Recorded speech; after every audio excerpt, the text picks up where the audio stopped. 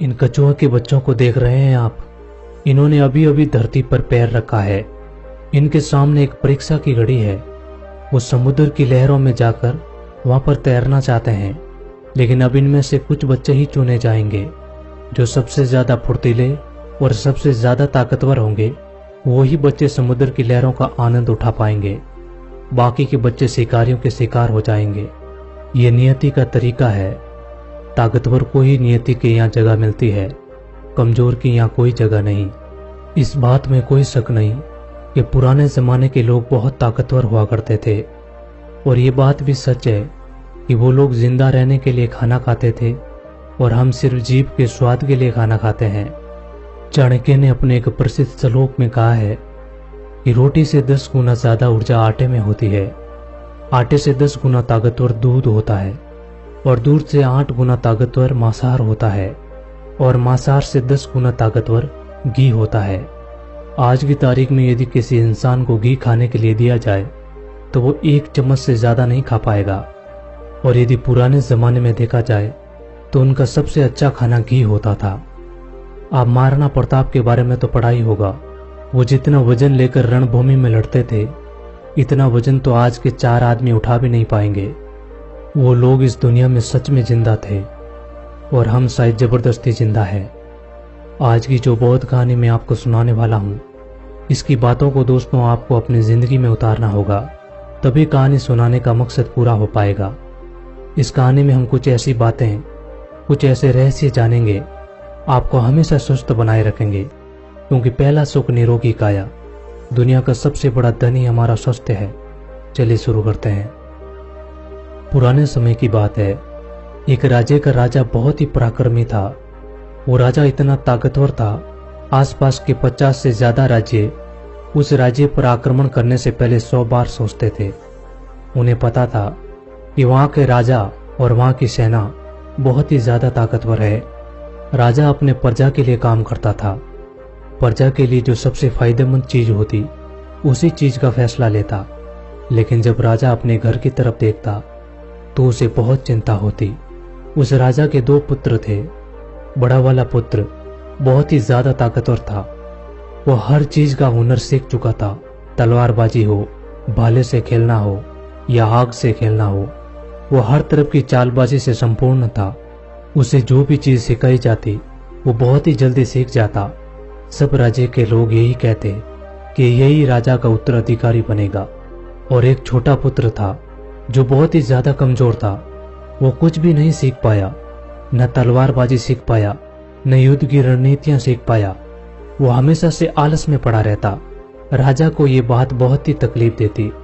राजा चाहता था कि दोनों बच्चों को बराबर राज्य मिले, क्योंकि दोनों तो मेरे ही खून है ना। राजा को पता था कि ये जो बच्चा कमजोर है ये इसकी गलती नहीं है, लेकिन इसे कुछ बातों का ध्यान रखना होगा, तभी ये दूसरे जैसा पराक्रमी बन पाएगा। इसी बात को ध्यान में रखते हुए एक बार राजा अपने छोटे पुत्र को एक आश्रम में ले गए। उसी आश्रम में ले गए जहाँ पर उसी राजा ने अपनी शिक्षा ग्रहण की थी। उन्हीं गुरु के पास अपने पुत्र को ले गया और उसे कहने लगा, गुरुदेव, मैं चाहता हूँ कि मेरा बच्चा आपसे शिक्षा ग्रहण करे। ये कभी भी कुछ भी सीखना नहीं चाहता। मेरा दूसरा बेटा बहुत ही बड़ा पराक्रमी है और राज्य को आज भी संभाल सकता है, और ये हमेशा से मेरा चिंता का विषय बना है। मैं क्या करूं कि इसको भी अपने दूसरे पुत्र की तरह बड़ा बना दूं। मैं चाहता हूं कि दोनों पुत्रों को बराबर का अधिकार मिले। मैं किसी के साथ भेदभाव नहीं करना चाहता। ये बात सुनकर वो गुरुदेव कहते हैं, मैं जानता हूं राजा, इस पुत्र को क्या तकलीफ है। तुम कुछ दिन के लिए इसको यहीं पर छोड़कर चले जाओ। मैं तुम्हें आश्वासन देता हूं कि जब तुम वापस आओगे तो तुम्हें ये पुत्र नहीं दिखेगा, इसी की जगह कोई और दिखेगा जिस पर तुम शायद ही विश्वास कर पाओगे। क्योंकि गुरुदेव बहुत बड़े आत्मज्ञानी थे। वो उस पुत्र को देखकर ये समझ गए थे कि इस बच्चे को क्या तकलीफ है और इसे कैसे पराक्रमी बनाया जा सकता है, क्योंकि वो आखिर एक राजा का खून था। बस उसे इसी बात का एहसास करवाना था। राजा वहां पर अपने बच्चे को छोड़कर चले जाते हैं। उसके बाद वो शिष्य उसी आश्रम में रहने लगा। बहुत दिन बीत गया, लेकिन गुरुदेव सही समय का इंतजार कर रहे थे। एक दिन वो गुरुदेव उस शिष्य से कहते हैं, चलो आज मैं तुम्हें कुछ दिखाना चाहता हूँ। उसके बाद उस बच्चे का हाथ पकड़ते हैं और एक पहाड़ी पर लेकर जाते हैं। उस पहाड़ी पर ले जाकर वो गुरुदेव कहते हैं कि आज मैं तुझे जो सिखाने वाला हूँ वो तुम्हें ध्यान से सीखना होगा, क्योंकि यदि तुमने आज नहीं सीखा तो जिंदगी में कभी कुछ भी नहीं कर पाओगे। क्योंकि अब तुम्हारे घर जाने का वक्त आ चुका है। मैं तुझे ये एहसास करवाना चाहता हूँ कि तुम इस धरती पर क्यों आए।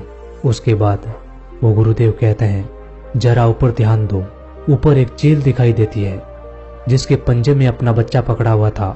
वो ऊपर आकाश में जाती है, इतनी ऊंची जाती है कि बादलों को चीर कर ऊपर चली जाती है और वहां पर जाकर वो अपने बच्चे को छोड़ देती है। गुरु और वो शिष्य उस चील को ध्यानपूर्वक देख रहे थे। वो चील अपने बच्चे को छोड़ देती है। उसका बच्चा पत्थर की भांति नीचे जमीन पर आने लगता है। वो जब नीचे आने लगा तो अपने पंखों को फड़फड़ाने लगता है, लेकिन उसके पंख नहीं खुलते और वो एक गोल पत्थर की तरह नीचे गिरने लगता है। जैसे वो नीचे गिरने ही वाला होता है, ऊपर से एक पंजा आता है और उसे पकड़ लेता है और वो पंजा उसकी माँ का होता है।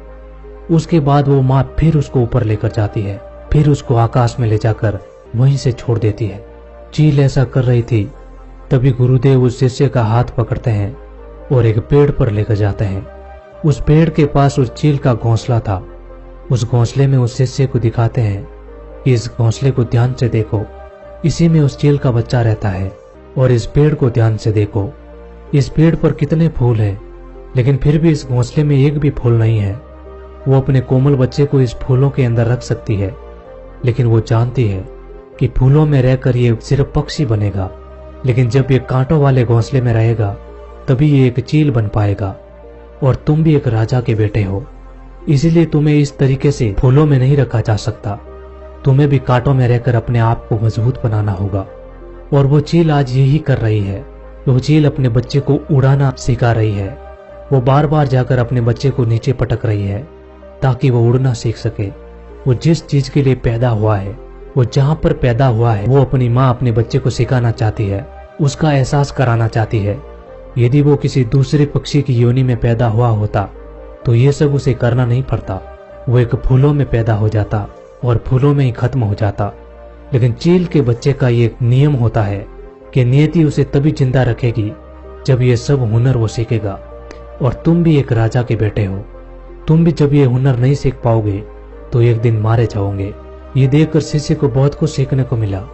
उसने कहा, गुरुदेव, मुझे अब बहुत कुछ एहसास हो रहा है। मुझे पता है कि मैं एक राजा का बेटा हूँ और मैं इस तरीके से जिंदा नहीं रह सकता। उसके बाद वो गुरुदेव उस शिष्य को पकड़कर आश्रम में लेकर आते हैं और वहां पर कहते हैं, मैं तुझे कुछ बातें सिखा रहा हूँ जो पूरी जिंदगी अपने जीवन में याद रखना। चील से तो तुमने बहुत कुछ सीखा है, लेकिन तुम चील के बच्चे की तरह तो ज्ञान नहीं ले सकते ना। आखिर तुम एक इंसान हो, तुम्हें इंसान की तरह ही अपने शरीर को बनाना होगा।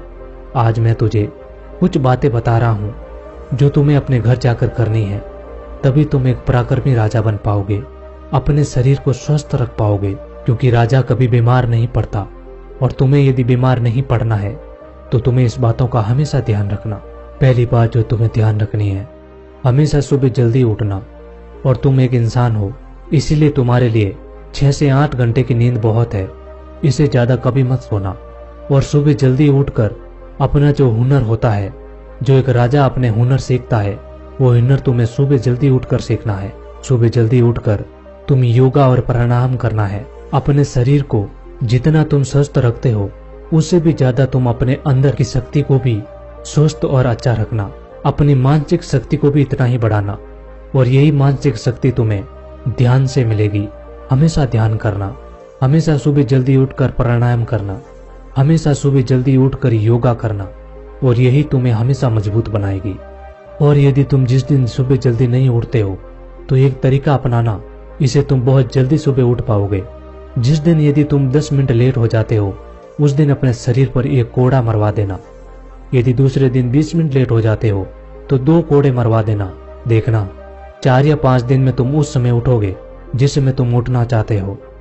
दूसरी बात जो हमेशा ध्यान रखना, भरपूर स्वस्थ खाना खाना। कभी भी ऐसी चीज मत खाना जो तुम्हारे शरीर को नुकसान पहुंचाती हो।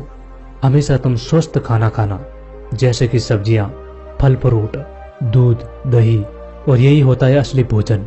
हमेशा भोजन करना जीभ के स्वाद के लिए तुम ऐसी चीज मत खाना जो तुम्हारे शरीर को नुकसान पहुंचाती हो। अगली बात जो तुम्हें ध्यान में रखनी है, यदि तुम्हारे मन में कोई ऐसी बात हो जो तुम्हें चिंता में डाल रही हो तो वो अपने घर परिवार में कहना। कभी भी मन में छुपाकर उस बात को मत रखना, क्योंकि वो बात तुम्हें कमजोर बना देगी। वो बात तुम्हें चिंता में लेकर जाएगी और चिंता शरीर को चीता बना देती है। इसीलिए अपने मन में कभी भी कोई भी बात छुपा कर मत रखना। हर बात को अपने घर के, अपने परिवार से, अपने पिताजी से वो बात हमेशा कहते रहना। कोई भी बात अपने मन में छुपा कर मत रखना। अगली बात, हमेशा सकारात्मक सोचना। कभी भी नकारात्मक विचार अपने दिमाग में मत लाना। सबके जीवन में उतार और चढ़ाव आते रहते हैं। अच्छा और बुरा सबके जीवन में होता रहता है। सुख दुख आते रहते हैं। ये जिंदगी के एक सिक्के के दो पहलू है। इसलिए जीवन में कैसा भी वक्त क्यों ना हो, हमेशा सकारात्मक रहना। अगली बात जो ध्यान में रखनी है, हमेशा हंसते रहना, हमेशा मुस्कुराते रहना। यदि तुम्हारे मन में किसी बात की चिंता हो तो वो बात की चिंता तुम्हारे चेहरे पर नहीं दिखनी चाहिए, क्योंकि तुम एक राजा हो और राजा हमेशा मुस्कुराता होना चाहिए, तभी जनता मुस्कुराती है। इसलिए जब भी तुम जनता के बीच रहो या अपने घर के बीच, हमेशा मुस्कुराते रहना, क्योंकि जितना तुम मुस्कुराओगे तुम्हारे शरीर में सकारात्मकता आएगी और इससे तुम्हारा शरीर और ज्यादा मजबूत बनेगा। और लास्ट बात जो तुम्हें ध्यान में रखनी है वो है हमेशा दान पुण्य करते रहना। हमेशा कभी भी दान पुण्य में पीछे मत हटना। तुमने सुना होगा कि पिछले राजा महाराजा ऐसे होते थे जो दान पुण्य में अपना राजपाट दे देते थे, क्योंकि वो जानते थे दान पुण्य ही सबसे बड़ा खुशी का मौका है। क्योंकि जब तुम दान पुण्य करते हो, दान पुण्य जरूरी नहीं कि पैसों से किया जाए, किसी की मदद करके भी हम दान पुण्य कर सकते हैं। इसीलिए कभी भी दान पुण्य में पीछे मत हटना, क्योंकि जब हम दान पुण्य करते हैं हमारे मन में एक खुशी आती है और वही खुशी हमारे शरीर को मजबूत बनाती है, वही खुशी हमें स्वस्थ रखती है। इसीलिए कभी भी दान पुण्य में पीछे मत रहना, हमेशा दान पुण्य करते रहना, क्योंकि जितना दान पुण्य करोगे तुम्हारी संपत्ति घटेगी नहीं बल्कि बढ़ती जाएगी। उसके बाद वो शिष्य गुरु के चरणों में पड़कर कहता है, गुरुदेव आपने जो मुझे शिक्षा दी है मैं इसको जिंदगी भर याद रखूंगा। उसके बाद वो शिष्य कहता है, गुरुदेव अब मुझे आज्ञा दीजिए, मैं अपने राज्य में जाना चाहता हूँ।